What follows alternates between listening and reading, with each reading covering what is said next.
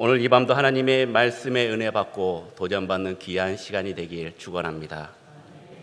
아가서는 그리스도를 믿고 그분의 신부가 된 오늘날의 성도뿐만 아니라 구약 시대의 율법주의 신앙을 가지고 있는 유대인들에게도 굉장히 중요한 비중을 차지하고 있는 책입니다. 소위 다섯 두루마리라고 불리는 책이 있는데 룻기, 전도서, 아가, 에레미야, 에가, 에스겔, 이것을 다섯 두루마기라고 합니다.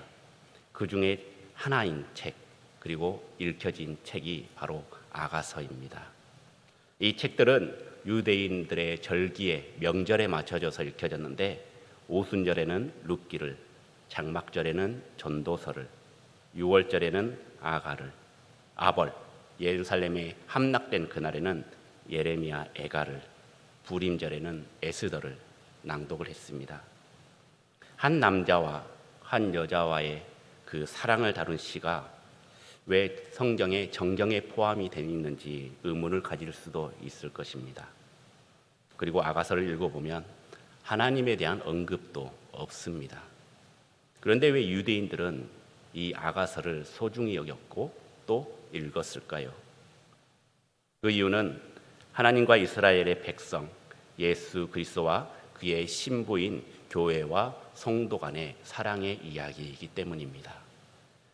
아가서는 신분과 환경을 뛰어넘는 일반적인 선택과 사랑으로 부부가 된 솔로몬과 술람미 여인의 이야기이지만 그 안에는 이스라엘 백성들을 향한, 우리를 향한 하나님의 무한한 사랑이 담겨져 있기 때문입니다.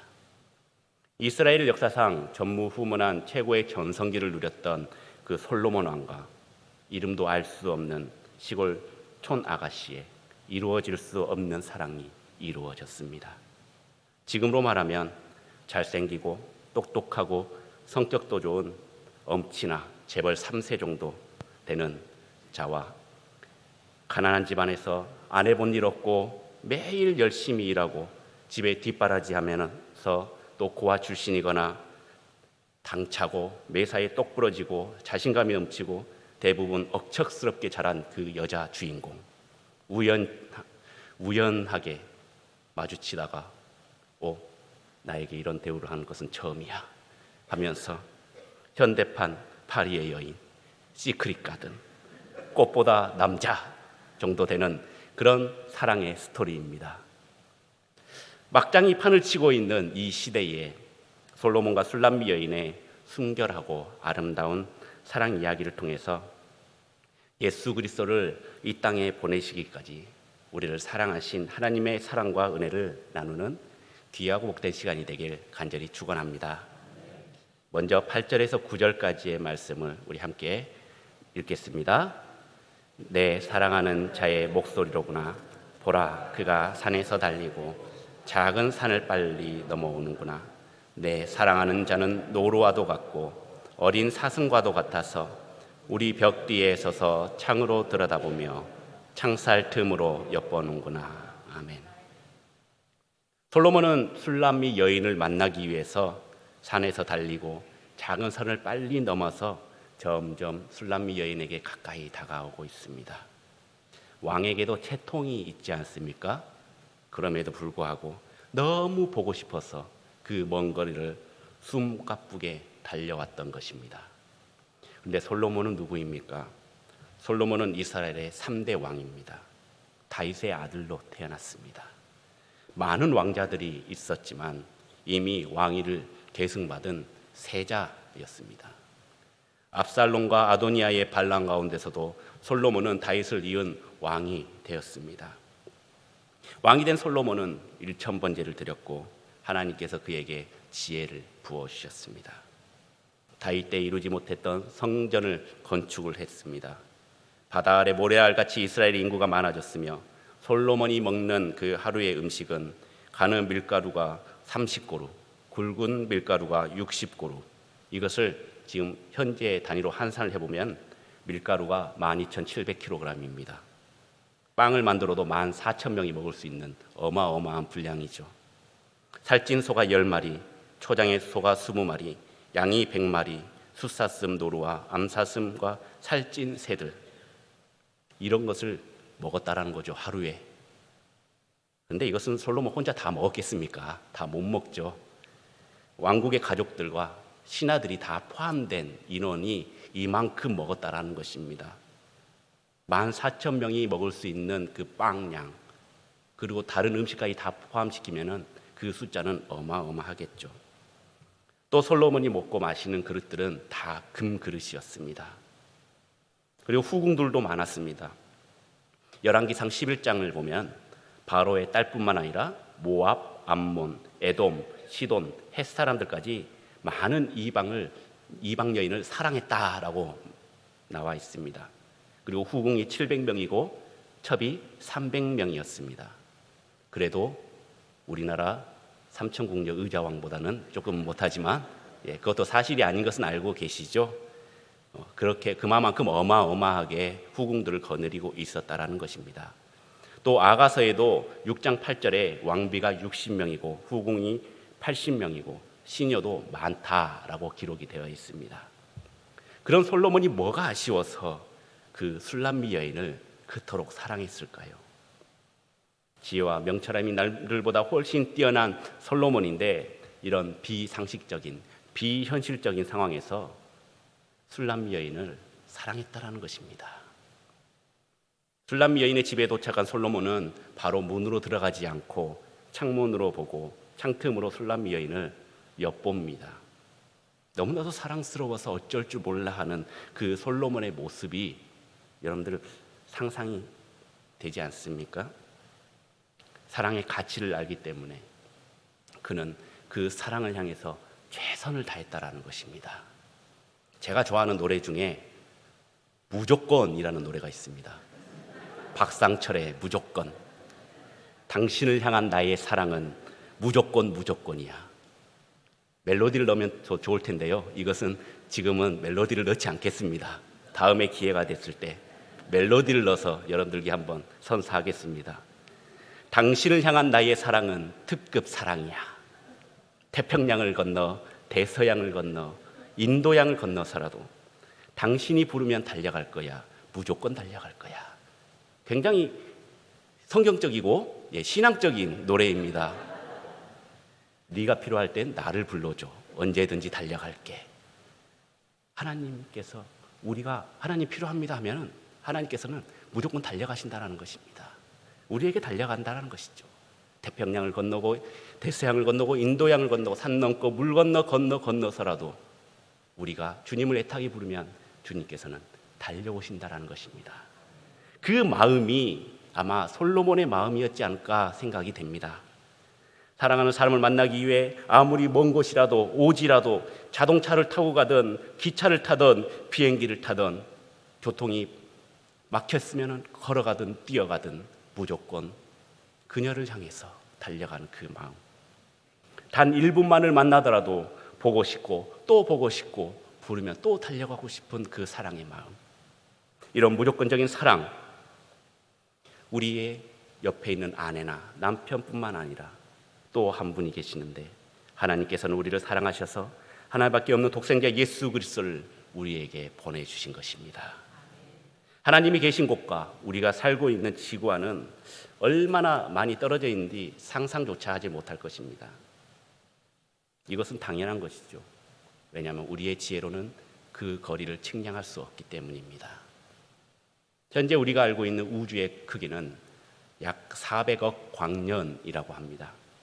빛이 초속 30만 킬로미터로 400억 년을 쉼없이 달려가야 그 끝이 나타난다고 하는데 우주는 지금도 풍선을 불면은 늘어나듯이 계속 팽창을 하고 있다고 합니다.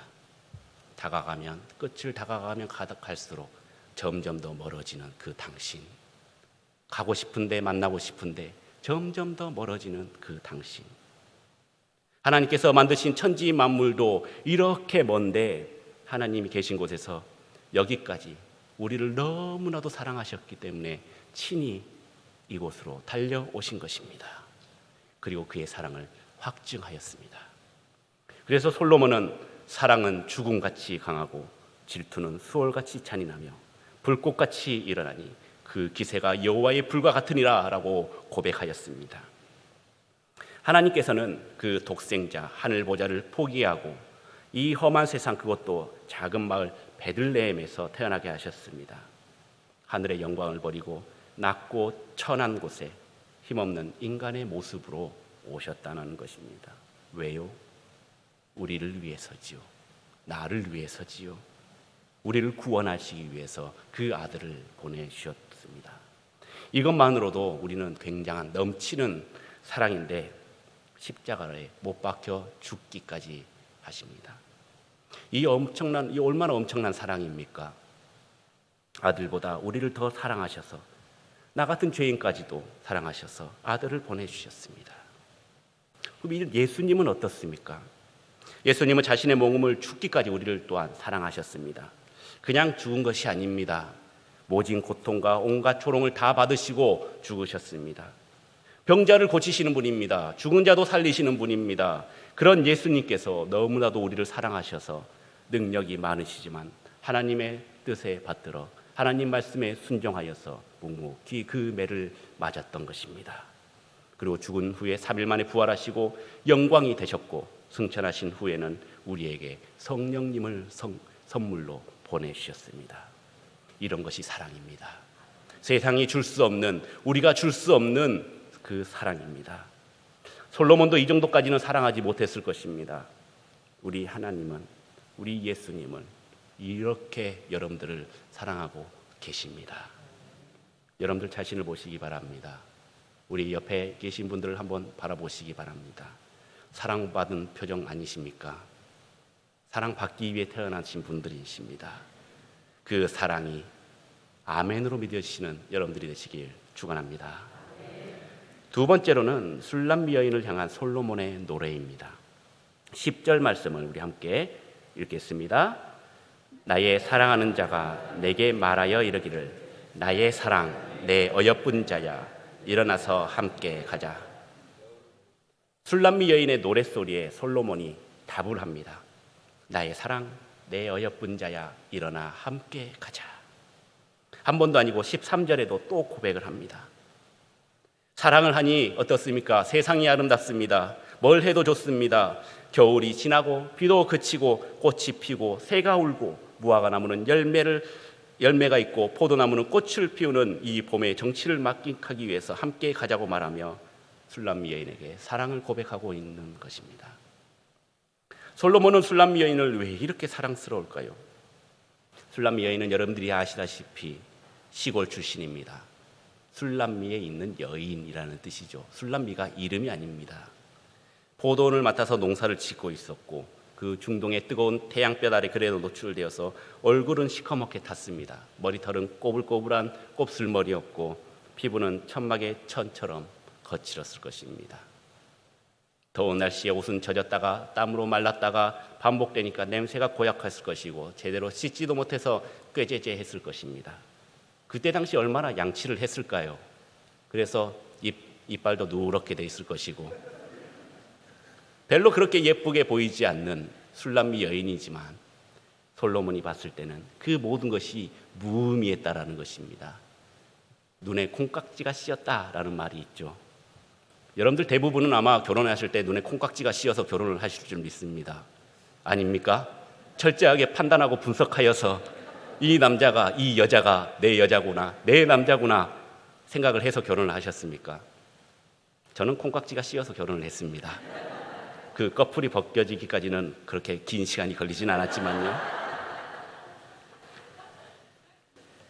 사랑하기 때문에 늘 내 것보다는 당신 것이 우선이고 나보다 더 좋은 것을 주고 싶고 먹이고 싶고 보게 하고 싶은 것, 이것은 과거나 지금이나 별반 다르지 않습니다. 하나님께서 우리에게도 이와 같이 말씀하십니다. 나의 사랑 나의 어여쁜 자야 일어나 함께 가자. 이런 사랑을 권면받은 우리는 어떻게 해야 됩니까? 싫어요, 안 갈래요 가 아니라 함께 손잡고 일어나서 가야 하는 것입니다. 지금 있는 그 자리에 그대로 앉아있지 마시고 일어나서 하나님과 동행해야 합니다. 우리를 위해 이 땅에 오신 예수님께서도 말씀하십니다. 누구든지 나를 따라오려거든 자기를 부인하고 자기 십자가를 지고 나를 따를 것이니라. 내 십자가를 지고 나를 따르라는 뜻입니다. 십자가를 지은 자에게는 복이 임합니다. 하나님을 의지하게 됩니다. 감당할 수 있는 능력을 주십니다. 눈물이 웃음이 되고 슬픔은 기쁨이 됩니다. 그리고 그것이 크면 클수록 더 영광이 됩니다. 예수님께서 손잡아 일으켜 세우시고 함께 가자 말씀하십니다.